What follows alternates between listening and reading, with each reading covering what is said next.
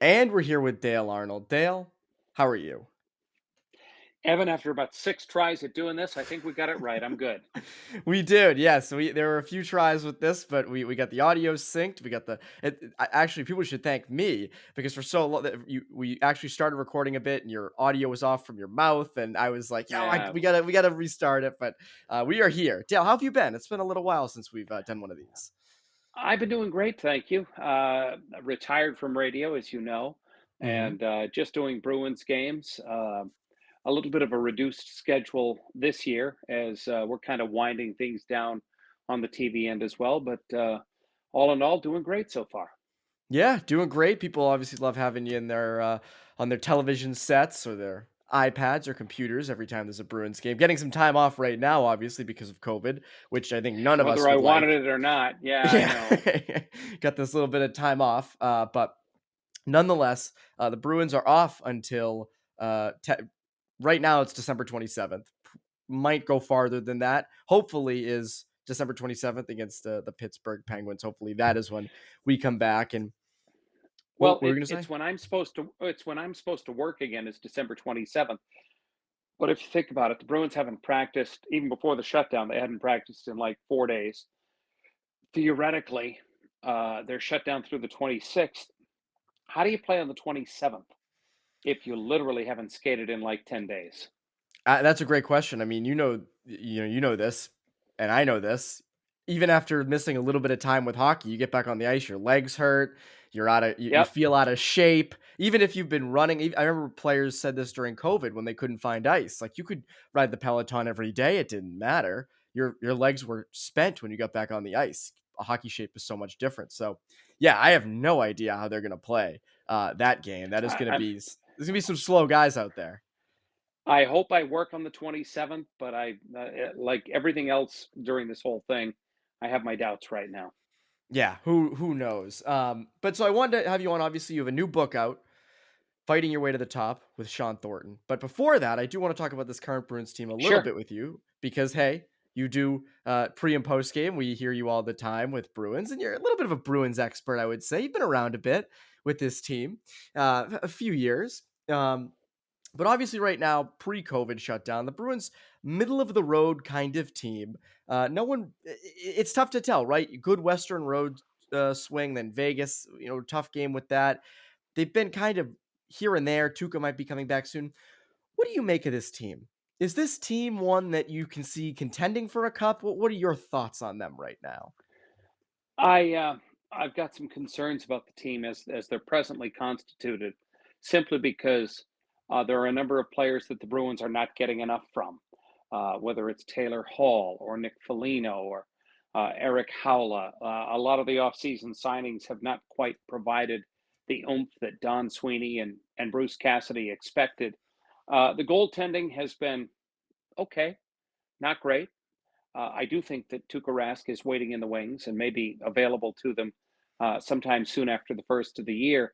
But I think that the issues that the team has go beyond goaltending, and I think that they got to get some guys who are starting to pull their weight here, and they've got too many passengers right now on this team. You summed it up best, and it's the passengers. It's that a lot of it's funny. One thing I said before the season was if this team's going to do anything and make real noise, you're missing David Krejci. It's these depth guys that have to step up, right? Foligno, Howla, Nosek, Taylor Hall, Jake DeBrusk. A lot of these guys have to step up to fill in that scoring, right? You don't need. It's like in Moneyball, right? You're not going to replace Jason Giambi and those guys and Johnny Damon, but you can find ways to get production elsewhere. And that was sort of the Bruins' take on this season was you're going to get production from elsewhere, and it doesn't feel like that's there.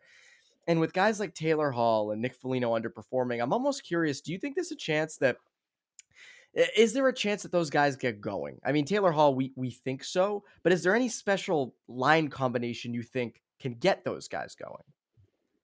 I think about the situation Bruce Cassidy is in right now, and his staff, obviously, but primarily him. What do you do at this point? Uh, what do you do with Taylor Hall to suddenly turn him into what you thought he was going to be? What do you do with Nick Foligno, who literally doesn't have a goal so far this year, to suddenly make him, be what you thought he was going to be? I actually, in some respects, am less disappointed in Foligno than I am Taylor Hall because I had such great expectations for Hall, and I know that the David Krejci departure to the Czech Republic made a huge difference.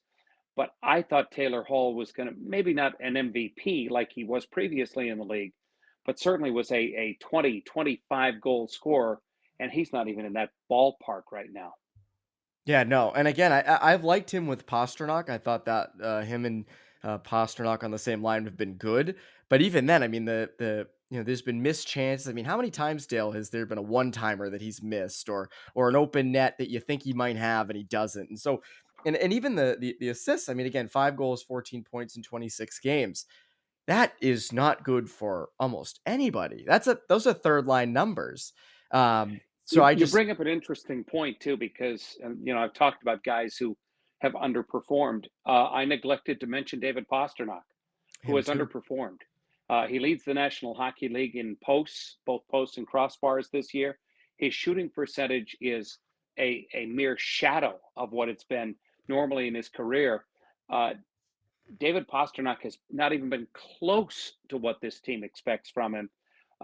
Marchand has, Bergeron has, Pasternak, Hall, Foligno absolutely have not. Jake DeBrusk has not. Eric Howla has not. In fact, the forwards on this team who have given you about what I expected, I might have about four names on that list: Marchand, Bergeron, Coyle. I'd be hard pressed to give you many after that. I my only thought after that would be someone like Anton Bleed because you didn't expect really Yeah, anything, and it's fourth line, and again, that's and he's you're given not. you basically nothing either. Yeah, that's exactly it. So, Yeah. to me, again, I think there's a lot of questions with this team. I also think on D, there's a lot of guys on D who've been overlooked, right? Brandon Carlos had a really rough year. I don't think that was something a lot of people did not expect. Did not. I expected him to be fine this year. I'm not even talking production wise. How many times have there been instances in his own zone and so forth where it's just like he's not as effective as years past? And Mike Riley's another, and so Mike I Riley's get giving you nothing. Mike yeah. Riley's giving you nothing. I love Matt Grzelcyk. He's giving you basically nothing at this point. You got Charlie McAvoy, who has been, you know, close to what you expected. Beyond that, good luck trying to find a guy who you think is next on that list. And so that's the thing. Finding a guy who's next on that list is either drafting or you're getting him at the deadline, and the deadline is closest. And I'm curious because this is something I've talked about on Bruins Beat a lot with different guests is, well, what is this team going to do at the deadline? Well, and everyone says, well, go all in for Jacob Chikrin or go all in for this one or that one. And I come to the same conclusion. What do you have to trade? What are the assets that you're going to give up for these players? Because Stadnika's trade value has plummeted. And you're not trading Fabian Lysell. You're not trading him, and you're not trading most likely guys off the current roster. Jake DeBrusk is not netting you Tomas Hurdle. So what No, would but you I'd do if? trade him in a heartbeat. I'd trade him in a Well, heartbeat. yes, yeah. For I mean, Hurdle, you trade DeBrusk. on the present roster right now, and I mean this literally, I have four no trades: the top line and Charlie McAvoy, and Yeah, that's it. I'd trade valid. anybody else on the current roster.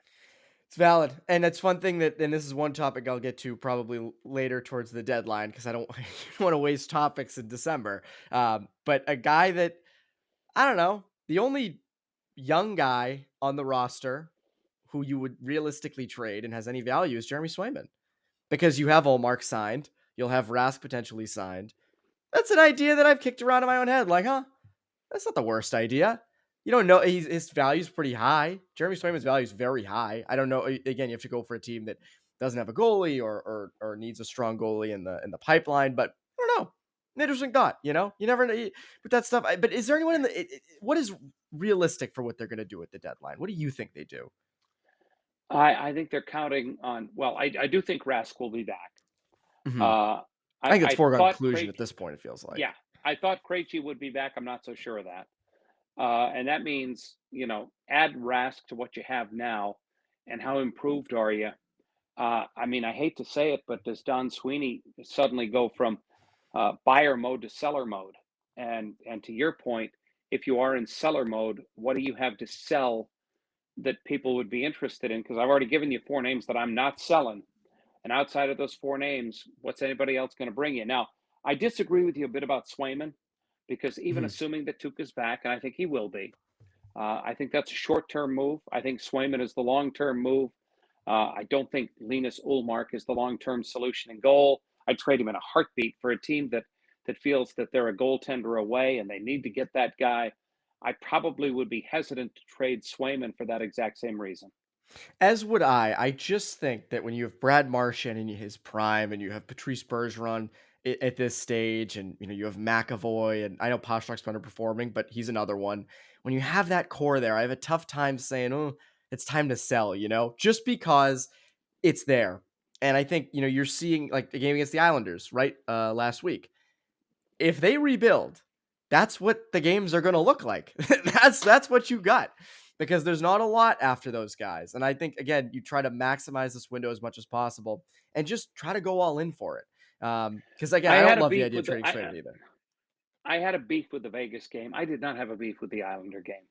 Oh, Uh, absolutely. No, I you know. I mean you lineup got perspective. exactly you had exactly what that lineup was able to provide. I thought they played their butts off. I had no beefs. Vegas game, I had a huge beef with level and execution.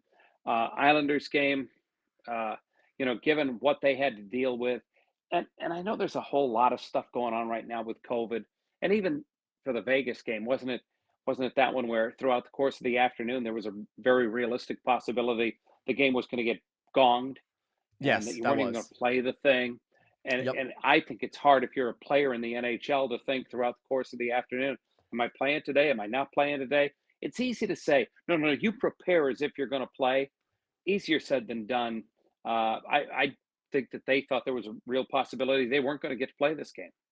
Yeah, no, absolutely. But that was a terrible showing. That was awful. I mean Yep, the Islanders that game was more from the horrible. perspective of what the lineup looks like, right? No Martian, no Yep. Bergeron. Like if you do realistically did sell, I don't know how I mean, you get a we're not even gonna talk about trading Marchand, but you know what I mean. Like the lineup is going to be very bare if you sell off pieces. But I don't know. I just look at it from the perspective of I almost real like again, even last year's team, I didn't feel was a team you go all in on just by how they played. But they got lucky, right? You got Taylor Hall for nothing. You got Mike Riley for almost nothing, and then you And Hall reinforced gave what you something last year, unlike this this is year. true. And Curtis Lazar was a legitimate piece you added last year. I mean, you got something out of him on that fourth line. So Yeah. I don't know how this year. I don't know how you're going to trade nothing and get a lot. Just given the way the market is, this isn't COVID. This isn't Taylor Hall being strapped up in Buffalo. But again, I don't know. I don't know how you make this team much better. But again, those are things we'll get to later on. It's funny, before as we get to this book, which again, here it is. Great cover, by the way. Awesome, awesome cover. I'll give you a quick story on the cover. Yes. We were in the process of writing the book. We were 9 months into the process, and the publisher sent us a prospective cover, and it was a picture of Sean in a suit and tie because he's now, the executive vice president of the Florida Panthers. Hmm. And I reached out and I said, "This is not Shawn Thornton." I said, in the course of doing the research for this book, I had read an article in a magazine in South Florida. And I said they had hired a photographer and he did a number of photographs. And there was one in particular that has to be the cover of this book. You have Hmm. to reach out to the magazine, reach out to the photographer. You have to buy the rights to this photo because no other photo will work for the cover of this book than this. That's the cover you just held up. And it spoke to you because it's a good cover. It actually is a very good cover to the book. Before we get into the content of the book, because well, actually, it's part of it. The main thing throughout the whole book with Thornton is his incredible leadership, right? At the lower levels, coming up, learn through the steel factories and all those things. And at the Bruins, right? It was, Shawn Thornton had a specific leadership style. He was one of many leaders in the Bruins dressing room. And we talked about this Bruins team, this current Bruins team. And obviously, the enforcer role, and this is talked about in the book, is kind of out. It's not really in hockey anymore, right? You don't have the John Scotts out there anymore. But you do need leadership still. You do need toughness. You need those things. And I'm curious what your perspective is. Does the Bruins need a guy with the leadership skills like Thornton? Do you need someone a little bit more vocal who, when Patrice Bergeron's hit in the face per se, is saying, guys, there needs to be a response? Do the Bruins need a Shawn Thornton type leadership wise? I'm not trying to sell the book when I say this. God, yes. I was embarrassed by the lack of response when Patrice Bergeron got roughed up. And to his credit, I guess, to his credit, a guy like Trent Frederick said, "You know what? We probably should have done more." Nick Foligno, we probably should have done more. Don't tell me what you should have done. Freaking do it. And a guy like Shawn Thornton would have been a guy who did it. At one point in the book, Shawn said to me, if there's a hit against one of our guys, even if it's a borderline clean hit, doesn't matter. I have to respond. I have to go. And to allow a guy like Patrice Bergeron to get his nose broken the way he was, and to be accosted the way he was, and to have guys stand around and say, "Well, I'm not going to do it. Are you going to do it?" It was embarrassing. And if this team continues to play like that, they're probably going to have a hard time doing anything. Yeah, I agree with you, and I think one thing is with the dressing room, right? Another theme throughout the entire thing is, Shawn Thornton actually kind of disagreed with Zdeno Chara in the sense that, Chara never used the word rookie. He didn't believe in Yeah. he didn't believe in seniority and stuff like that. Shawn Thornton was very adamant about, I believe that if you've been around long enough, there are things you don't have to do. If you are a first year, there are things you have to do. Do you think the Bruins need a little more of that? Where a guy, you're telling a first year that, hey, you got to do these things a little bit more vocal leadership. You know, I think that Patrice is more vocal than he ever was in the past. Hmm. Marchand is very vocal, needless to Yes. say. Always has been, and probably always will be. But you get beyond that level on the team, and if you go back to past Bruins teams, they were ankle deep, hip deep in leadership candidates, from Zdeno Chara to Patrice Bergeron. Go back to the 2011 Cup team. Think about the leaders on that team: Shawn Thornton, Andrew Ference, Gregory Campbell. I can go on and on. And this is Chris after Chara Kelly. and Bergeron, Mark Recchi. I mean, there was so many, and I think this team is desperately lacking in that department. I think they're lacking in the ability to respond to things like the shot that Patrice took. Yeah, what have they got? Like 5 fights this year? I think it's, as I we're don't even talking know. now, I think it's in the ballpark of five. It's not And many. when Brad Marchand is leading your team in penalty minutes right now, maybe need to look in the mirror and decide whether or not you need to do a little more. Yeah, and it's funny. I mean, I look at the lineup right now again. Bergeron, Marchand at the top, and obviously you have Nick Foligno who came in, hoping that he'd be a leader, but again, he's new. By And the then way, one I thing that, loved the way he responded in the Islander game. Good for yes, him. Started the game, hitting everything that moved. Didn't like the shot that David Pasternak took from Matt Martin. Went right after Martin in the faceoff circle. That's what we saw from Shawn Thornton and his ilk back in the day, and what this team has been sorely lacking. yeah, and again, and I also think like you look at, and Bruce has talked about this a lot this year, is getting the younger guys to be assistant captains, getting them into leadership roles, and it feels like there needs to be something between them, right? You need your like Mark Recchi came in late in his career. He was a good between, he kind of taught Chara how to be a better leader, and Bergeron, like those guys learned from that. Shawn Thornton as well. So I do think that this team needs a Shawn Thornton like leader. I'm not going to say, I mean, again, the enforcer role is kind of carved out, but a leader like Shawn Thornton you need. Now to the fun stuff of the book. Now to the good content. This story was not short on stories. That's for sure. Um, I had two favorite parts of the book. The Okay, the whole thing of Mark Savard was very interesting to me, and I didn't know this because again Dale, I'm kind of young. I haven't been around as long as I many others. gotcha. A You lot of got me. people didn't know what happened. A lot of people didn't. Well, I obviously remember the play, but what I didn't Sure. realize was the meeting at center ice during warmups, where remind me again, it was Shawn Mark Thornton, Recchi and Bill Mark Guerin. Recchi, and Bill Guerin. I knew it was an older former Yeah. Bruin. Met and kind of said this has to happen because we don't want this to just be a free for all. And it was so interesting to hear the behind the scenes of that and how Shawn basically that was his job that night was to just get that fight. And the fact that they knew to do that And then the other thing was the whole thing about Rask and how he's a great guy and a family man. I'm curious what your favorite part of the book was. What did you love to the story that you love to tell the most? There were a couple of things in there, and I loved the whole, Matt Cook story because I love going behind the scenes. Yes. I love knowing things that I wouldn't have known otherwise. And it was Zdeno Chara and Mark Recchi and Shawn Thornton who met before the game and said, and Shawn basically said, nobody else touches this guy. No one. This is me alone. I'm going to fight him, and it's going to be over. And for Recchi to go to Bill Guerin and say, Billy, I think we kind of have to do this. And he's got to fight Shawn Thornton to set this right. And Bill Guerin said, you're right. Because he's been around and he knows the game. And he went to Matt Cook and said, Matt, you got to fight him first shift. And Matt Cook, to his credit, it's the only Mhm. time I'll ever say that. Matt Yeah. Cook and to his credit in the same sentence again. To his credit, he responded. He fought him. He tried to get back up, as Sean pointed out. He tried to get back up, and I knocked him down again. Good for him. And then it was over. The other part of the book that I really liked a lot had to do with Sean's 15-game suspension involving Brooks Orpik. Mhm. So we had written the Brooks Orpik chapter. It was done. I had finished it. Sean had told me everything, and we were done. And about a week later, Sean calls me and he says, here's Brooks Orpik's phone number. I just talked to him. I told him you were going to call, and I told him to say whatever the bleep you want to say.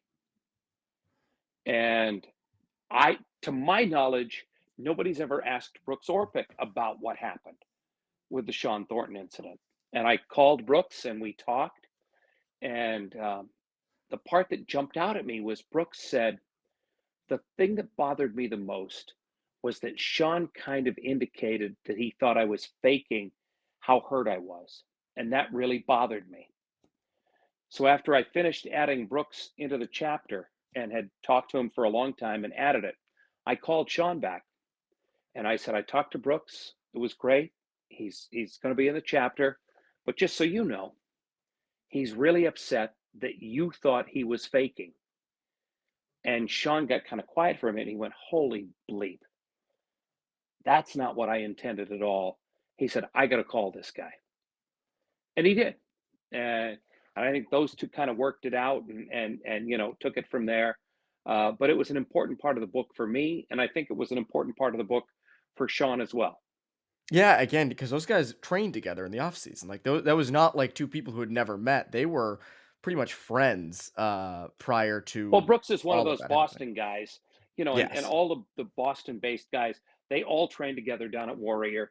They're all down there. If you go in the summer now, all the Bruins guys and all the other players in the league who are Boston-based or Massachusetts guys, they're all down there skating every single Jack day. Eichel was here last summer. That Yep, helped fire up the all trade summer. rumors. Yep. So yeah, I love this book for a lot of reasons. It's funny you had told me, I think maybe the last time you were on, you teased that you were writing a book, and then when we finished up, I was like, let me guess who it is, and Shawn Thornton was my first guess. I said, I bet it's on Shawn Thornton, and you were like, yeah, because I think you teased like, oh, Bruins fans will love this because they love this guy, and I was like, oh, Shawn Thornton. Um, so this is what? How long did this take? 'Cause it's a We deep book, obviously. we signed the contract in January of 2020 to Oh, write the book. geez. Wow, that feels A like a long month time le- ago now. a month later, the country shut down. Yes. Literally a month later, the country shut down. It was not what we had planned. The whole idea was that I was going to go to Florida 2 or 3 occasions, meet with him there. He was going to come up here 2 or 3 times. We were going to do this whole thing. We ended up writing the entire book over the telephone, literally the entire book, because we couldn't travel. We couldn't see each other. And when we had the kickoff book event at Encore Boston back in October, it was the first time Sean and I had physically seen each other in over 2 years. We had written a Wow. whole book together, but we hadn't seen each other. I talked to him, I talked to his mom, and I talked to his wife, and I talked to all these other people, but we had literally not seen each other because we couldn't. I wouldn't want to write another book that way, but it's the hand we were dealt, and all things being equal, I think the book came out about as well as we had hoped it would. It's great. No, I mean, I had, there's no indication of that. It's a great book. And this is your second book in Yeah, a few years because you wrote the If These Walls Could Talk, if I remember correctly. 3 years Um, ago I wrote that one. At the time, um, Triumph Books said, the book went great. We're very thrilled. You got to write another book. And they said, tell us what you want to write about, and we'll go with it. And I went back and forth, and I had a couple of ideas. And finally, I called Bill Ames, who's my publisher, and I said, I want to write a book on Shawn Thornton. And you could almost hear the hesitation. And it was almost like, well, this isn't like Ray Bork or Bobby Orr, or, this is not a huge name. But I said to him, trust me, this guy's got stories to tell, and he's willing to tell them, and he's willing to say stuff. And ultimately, when we finally finished the manuscript and submitted it, Bill Ames said to me, "You were right. It was a story we needed to tell." yeah, oh, it absolutely was. I'm curious for you, what were some surprising stories that he told? What were some things? Was there anything he said that kind of you were like, whoa, I didn't know that, or you kind of shocked by? I didn't know a lot of the minor league stuff, obviously. I spent 8 years in the American Hockey League with the Maine Mariners. Sean Hmm. spent a long time in the minor leagues as well. So we kind of bonded and connected. I think we both had similar experiences at the minor league level. It was the wild, wild west back then. It And sounds it. It does sound it. oh, it absolutely was. And, so I think that was fun for me. I had no idea till we started writing the book that Sean was named for a character played by John Wayne in a movie. Yeah. John Wayne was a boxer from Pittsburgh named Shawn Thornton. And I had no idea that it was his grandmother's favorite movie. And she convinced Sean's mom to name him Shawn Thornton. And the rest was history. Yeah, no, that clearly was a tone setter for the rest of his life. So now with this, I mean, do you plan on doing more books? Is there any people you have your eye on for potential future books? Any current Bruins that you're like, huh, that might be an interesting. I can think of a few current Bruins who'd be interesting Um, stories. Triumph has already asked me to come up with the next one. There you and go. and I and I've been working on it. And like I teased you before, I'm probably not going to say anything because we don't have a contract written at this Yeah. point. We did with the other one, but there are several people who I think would be book worthy and who I think would be fun. I also have an idea in the back of my head, which has to do with a not Bruins centric book, more of a league wide book. Uh, and if I can talk Triumph into it, let's just say the fans who like the Shawn Thornton book will like this one too, because I think it sort of travels the same highways and byways. Yeah, no, I mean, hey, hockey fans will they eat any hockey book up, and this one should eat up. Should eat up. Fighting My Way to the Top. It's a great book. I highly recommend it for Christmas gift or for any gift, New Year's gift. Just freaking get it. Hanukkah, anything you Hanukkah. want, get out, get Ju- out Just there. get it. Just get it. Just go get it. Dale, obviously, always a pleasure to have you on. We obviously promoted the book a lot, but is there anything else that you'd like people to be watching for with you? Not at all. Working Bruins games with Billy and Barry and Andrew. Not as many as I have in the past, but still working. And that's, by the way, a mutual thing. I don't want people to get the wrong idea here. It's we're not looking at the end of the road at the end of this season, but the end of the road is not in the not too distant future. And just doing that. Don't do radio. Going to write another book, but not ready to start that one yet. And that's it. You'll retire when Tom Brady does, which might be never. But He's going to last longer than me, probably. anyways, Dale, always a pleasure to have you on. For CLNS Media, I'm Evan Marinofsky. You Bruins Beat listeners, have a great rest of your week and a Merry Christmas if you celebrate.